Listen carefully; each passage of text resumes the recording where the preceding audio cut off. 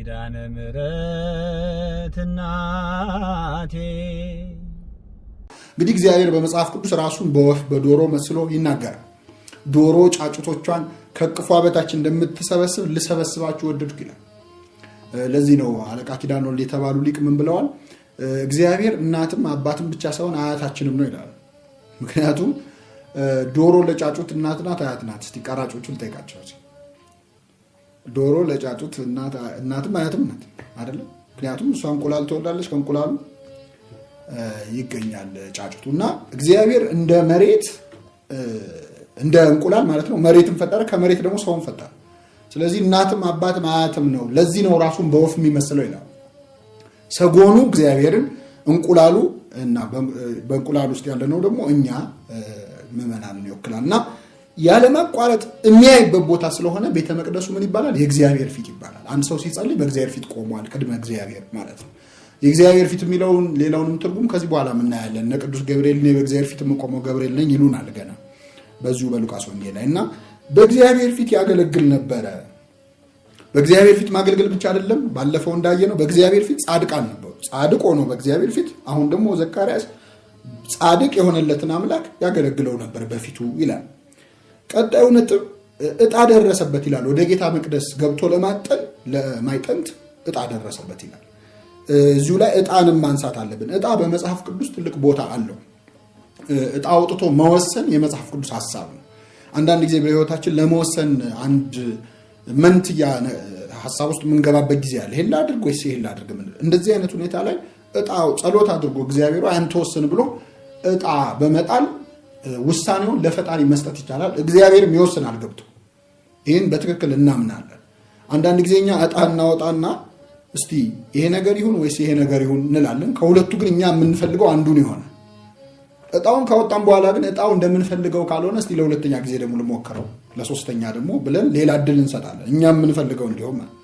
ግን አንድ ሰው ዕጣ አወጣ ማለት ፈቃዱን፣ ነፃ ፈቃዱን ፍሪ ዊሉን ከራሱ ወደ እግዚአብሔር አስተላለፈ ማለት ነው። አሁን ወስንብኝ ብሎ ሰጠው ማለት ነው።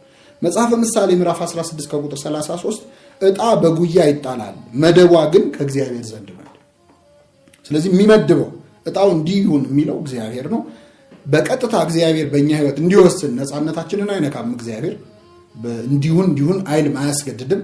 ግን ሰው የራሱን ነፃ ፈቃድ አሳልፎ ለእግዚአብሔር መስጠት ይችላል። ለምሳሌ ዳዊት አቤቱ ለአፌ ጠባቂ ነው ይላል። መናገር መብቴ ነው፣ ግን አንተ ክፉ እንዳልናገር አድርገኝ ማለት ነው። ስለዚህ ነፃ ፈቃዳችንን ልንሰጥ ከምንችልባቸው መንገዶች አንዱ ዕጣ ማውጣት ነው። እና ዕጣ በጉያ ይጣላል፣ መደቧ ሁሉ ከእግዚአብሔር ዘንድ ነው ይላል። መጽሐፈ ምሳሌ ምዕራፍ 18 ከቁጥር 18 ደግሞ ዕጣ ክርክርን ትከለክላለች ይላል። ከመጨቃጨቅ ዕጣ አውጥቶ መለያየትም ይቻላል። በኃያላን መካከል ትበትናለች። ሲፎካከሩ ሲጨቃጨቁ የነበሩ ኃያላን በሰላም ሊለያዩበት ይችላሉ። እና በዕጣ ብዙ ነገር ይሰራል። በመጽሐፍ ቅዱስ ብዙ ስራ ተሰርቷል። ካህናት ይመደቡ ነበር። አንደኛ ዜና መዋዕል ምዕራፍ 24 ከቁጥር 31 ላይ ካህናቱ እንዴት በዕጣ እንደተመደቡ፣ ርስትም ራሱ የተከፋፈሉት በዕጣ ነው። ከዚህ መስመር ያለው ሀገር ያንተ ነው፣ ከዚህ መስመር ያንተ የተባለው በዕጣ። ስለዚህ ዕጣ ይህንን ያህል ታሪክ ነበረው በመጽሐፍ ቅዱስ። እንኳን በእስራኤላውያን ዘንድ በአሕዛብ ዘንድ ሮማውያንም ጭምር ዕጣን ይጥሉ ነበር። ዕጣ ከጣሉ በኋላም ክርክር የለም። ከወጣለት አንድ ሰው ወጣለት ብለው በሰላም ይለያዩ። ለምሳሌ የጌታችንን ልብስ ዕጣ ተጣጥሎበታል አይደል? ልብሴን ቀደው ተካፈሉ፣ በቀሚሴም ላይ ዕጣ ተጣጣሉ ይላል። የክርስቶስ ልብሱ ስረ ወጥ ስለነበር በአንድ ስፌት ወጥ ስለሆነ የተሰራው ምንም መቀደድ የሚችል አይነት አልነበረም አሰራሩ። እና ዕጣ መጣጣል ነበረባቸው። የአምላካችንን ቀሚሱን ዕጣ ተጣጥለዋል። ትርጉም አለው በነገራችን ላይ የአምላካችን ዕጣ መጣሉ። ታስታውሱ ከሆነ ጌታችን ፍርድ ላይ በቀረበ ጊዜ በኦሪት ሊቀ ካህናት ፊት ቆሞ ነበር እና አንተ ማነህ? የእግዚአብሔር ልጅ ነኝ ትላለህ? ተናገር፣ በእግዚአብሔር ስም አምልሃለሁ መልስ አለው። እንግዲህ በእግዚአብሔር ስም አምልሃለሁ ከተባለ መልስ ካልሰጠ ጌታ ውሸት ላለመናገር ብሎ ነው ብለው የእግዚአብሔር ልጅ አይደለሁም ብሏል ሊሉ ነው እንግዲህ። ስለዚህ አምላካችን ዝም ሲል ቆይቶ በእግዚአብሔር ስም አምልሃለሁ ሲሉ ግን መልስ ሰጠ ክርስቶስ። ምን አለ? የእግዚአብሔር ልጅ ነህ ወይ ለሚለው ጥያቄ አንተ ትላለህ አለው። አዎን ይኸው አንተ አልከው፣ ተናገርከው፣ እውነት ነው ማለት ነው። ይህንን ሲናገር የኦሪቱ ሊቀ ካህናት ልብሱን ቀደደ። የእግዚአብሔር ልጅ ነኝ ይላል፣ እያያችሁ ለምን ዝም ትላላችሁ ብሎ ልብሱን ቀደደ። ልብሱን የቀደደው በመሰረቱ ከስርዓት ውጪ ነው። ሊቀ ካህናት ልብሱን እናትና አባቱ እንኳን ሲሞቱ መቅደድ አይችልም፣ በኦሪቱ ሕግ መሰረት ማለት ነው። ግን መቅደዱ ሳይታወቀው የኔ ክህነት አለፈች ሊቀ ካህናት ክርስቶስ ነው ብሎ ለክርስቶስ መንገድ መልቀቁን የኦሪቱ ክህነት ማለፉን ያሳያል፣ ልብስ መቅደዱ ማለት ነው። የክርስቶስ ልብስ ግን በሮማውያን እጅም ቢሆን አልተቀደደም። ለምን? የሊቀ ካህናት የኢየሱስ ክርስቶስ ልብስ ሊቀደድ ስለማይገባው ማለት ነው። እና ሮማውያን እንኳን ዕጣ ይጣጣሉ ነበረ። ሌላው በመጽሐፍ ቅዱስ ዕጣ ጳጳስ ፓትርያርክ ጭምር ሲሾምበት እናገኛለን። የሐዋርያት ሥራ ምዕራፍ 2 ላይ ይሁዳ በተዋት ሹመት ፈንታ ሌላ እንሹም ብለው ሐዋርያት ተነሱ። 2 ሰዎች ተመረጡ ከሐዋርያት መካከል ዮሴፍና ማትያስ የተባሉት። ከዛ በኋላ ጸሎት አድርገው የሰው ልብ የምታውቅ እግዚአብሔር ሆይ እኛ እነዚህን 2ቱን አጭተናል፣ አንተ ደግሞ ምረጥ ብለው ሐዋርያት ጸልየው ዕጣ ወጣ። ቅዱስ ማትያስ ከ12 ሐዋርያት በይሁዳ ፈንታ ተተካ ማለት ነው። ብዙ ሰው በይሁዳ ፈንታ የተተካው ቅዱስ ጳውሎስ የሚመስለው ሰው አለ ሲልም ስለምንሰማ ነው። እና ሳይሆን ቅዱስ ማትያስ የተባለው ሐዋርያ ወይም ፓትርያርክ የመሆን ማዕረግ ያገኘው በዕጣ ነው። እና ዕጣ ትልቅ ቦታ ያለው ነው በቤተክርስቲያን። አሁንም በህይወታችን ግራ የሚያጋባ መንትያ ሐሳብ ውስጥ ስንገባ ለእግዚአብሔር መስጠት ከፈለግን ዕጣ በማውጣት መወሰን ነው። ከወጣ በኋላ ግን ሌላ ነገር ማጉረምረም የማያስፈልግም። እግዚአብሔር የሰጠኝ ነው ብሎ በጸጋ መቀበል ያስፈልጋል ማለት ነው። ስለዚህ ዘካርያስ ዕጣ ወጥቶበት ነው ወደ ቤተ መቅደስ ሊያገለግል የገባው። ስለዚህ ዘካርያስ ዕጣን ለማጠን ዕጣ ደርሶበት ወደ ጌታ መቅደስ ገብቶ ለማጠን ስራውን መጀመሩን ነው የሚናገረው ማለት ነው።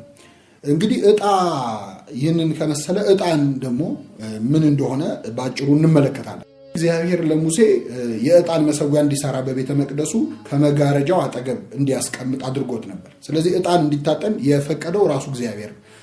የዕጣን መሰዊያውን ማሰራት ብቻ ሳይሆን ደግሞ ዕጣኑም በምን አይነት መንገድ መሰራት እንዳለበት፣ ከምን መቀመም እንዳለበት ዘጸአት ምዕራፍ 30 ከቁጥር 34 ላይ እስከ 35 በሽቱና በጨው የተቀመመ ዕጣን ለእግዚአብሔር መስዋዕት ሆኖ ይቀርብ ነበር። አንዳንድ ጸሐፊዎች ወይም በሌላ እምነት አካባቢ ዕጣን ያስፈለገው በኦሪቱ መቅደስ የእንስሳት መስዋዕት ይቀርብ ስለነበረ በቤተ መቅደሱ የዛ የእንስሳቱ ሲቃጠል መቼስ ስጋ ሲቃጠል ይሸታል አይደል? ስለዚህ የስጋው ሽታ እንዳይረብሸው ነው መቅደሱን ዕጣን ያስፈለገው የሚል ሐሳብ ያነሳሉ። ግን መጽሐፍ ቅዱሳዊ መሰረት የለውም ሐሳብ። ለምን? አንደኛ በምስሉም ላይ እንደምትመለከቱት የኦሪቱ መቅደስ እንስሳ ይቃጠል የነበረውና ዕጣን ይሰዋ የነበረበት ቦታ ጨርሶ አይገናኙ። እንግዲህ ከቤተ መቅደሱ የውጪ ክፍል ውስጥ እንደምትመለከቱት ከውጪ ክፍል ውስጥ ገና የመገናኛውን ድንኳን አንድ ሰው ሲገባ መጀመሪያ የሚያገኘው የሚቃጠል መስዋዕት ማቅረቢያ ነው፣ እሳቱ የሚነድበት ነው። ከዛ በኋላ የሚናጹበት ደግሞ የእጅ መታጠቢያ ነው። ከዛ ነው የደብተራ ኦሪት የምንላት ድንኳን የምትገኘው። ድንኳን ውስጥ ሲገባ ከብዙ ዕቃዎች በኋላ ከገጸ ህብስት ገበታው፣ ከመቅረዙ፣ ከመብራቱ ከሱ በኋላ ወደ ውስጥ ስንገባ ነው የዕጣን መሰዊያ የምናገኘው እና ቦታው አይገናኝም። ሽታ ያለው ውጪ፣ ዕጣን የሚታጠነው ውስጥ ነው የሚለው ራሱ ሁኔታው አያስኬድም። እግዚአብሔር ዕጣንን ሽታ ማጥፊያ ሳይሆን መስዋዕት አድርጎ ይቀበለው፣ ለሱ የሚቀርብ ስጦታ አድርጎ ይቀበለው ነበር። በምን አወቅን? ለዕጣኑ መሰዊያ አዘጋጅቷል። ስለዚህ መሰዊያ ካለው አንድ ነገር ምንድነው ማለት ነው? መስዋዕት ነው ማለት ነው። ስለዚህ ለእግዚአብሔር የሚቀርብ መስዋዕት ነው እንጂ ሽታ ማጥፊያ አልነበረም። ሌላው ስርየትን ያመጣል ዕጣኑ። ዕጣን ጨምሮ በኦሪቱ ዘመን አሮንን ሙሴ አዞት ነበር። እንዲህ ይላል ዘኍልቍ ምዕራፍ 16 ቁጥር 44 ዕጣን ጨምርበት ይላል፣ አስተስርየላቸው፣ ይቅር አስብላቸው ኃጢአታቸው አለው፣ መቅሰፍቱን ማራቅላቸው ይላል። እያጠኑ ወደ ህዝቡ ካህናቱ በእግዚአብሔር ፊት ማይጠንት ሲያደርጉ ዕጣኑ ሲጨመር እግዚአብሔር በዕጣኑ ስርየትን ይቅርታን ለህዝቡ ይሰጥ ነበር ማለት። ስለዚህ ሽታ ማጥፊያ ወይም ጥሩ ጠረን ለማምጣት ሳይሆን ዕጣን ለእግዚአብሔር የሚቀርብ ራሱን የቻለ መስዋዕት ነው የሚለው ማወቅ አለብን። ሌላው ማንኛውም ሰው ማጠን አይችልም ነበር። በኦሪቱ በመጽሐፍ ቅዱስ ስርዓት ማጠን የአሮን ልጆች የካህናት ስራ ነበር። ኦሪት ዘኍልቍ ምዕራፍ 16 ከቁጥር 31 ላይ አሮን ብቻ ለምን ያጥናል እኛ ስለምን ይቀርብናል ብለው ቆሬ፣ ዳታን፣ አቤሮን የተባሉ ሰዎች አምፀው ልብሰ ተክህኖ ለብሰው ማይጠንት ይዞ መቅደስ ገብተን እናጥናለን ብለው ነበር። ግን በህይወታቸው ሳሉ መሬት ተሰንጥቀው አጠቻቸው ሲኦል ወረዱ ይላል። በስጋው በህይወቱ ሲኦል የወረደ ሰው እነሱን ነው በመጽሐፍ ቅዱስ የምናገኘው። ልክ እዚህ ምድር ላይ ሆኖ ሲኦል መግባቱን ያወቁ እነሱ ናቸው። እዚህ ምድር ላይ ሆኖ ገነት መግባቱን ያወቀው ከጌታ ቀኝ የተሰቀለው ወንበዴ ነው። ሲኦል መውረዳቸውን ያወቁ ደግሞ እነ ቆሬ ናቸው። እና ይህ የመጣው ለምንድን ነው? ማጠን የካህናቱ ስራ ስለነበር ነው። ንጉስም ቢሆን አያጥንም ነበር። ኦሪት ዘኍልቍ ሁለተኛ ዜና 26 ላይ ኦዚያን የተባለ ንጉስ እናገኛለን። ኦዚያን በ16 ዓመቱ ነገሰ።